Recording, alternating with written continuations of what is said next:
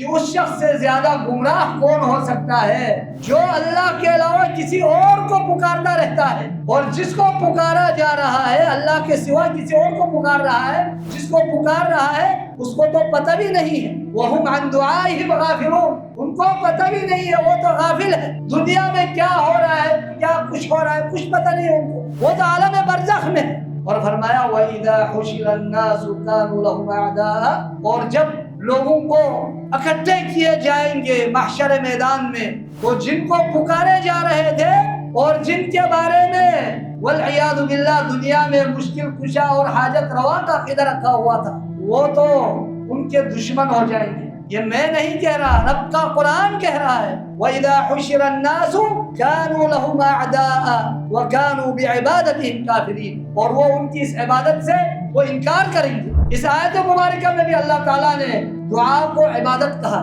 اور دعا ہے ہی عبادت۔ نبی علیہ السلام نے فرمایا الدعاء هو العبادہ، کہ دعا عبادت ہے۔